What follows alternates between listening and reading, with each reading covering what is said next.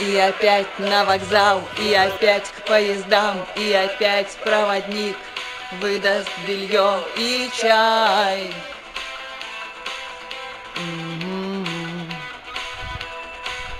И опять не усну, и опять сквозь грохот колес мне послышится слово: прощай.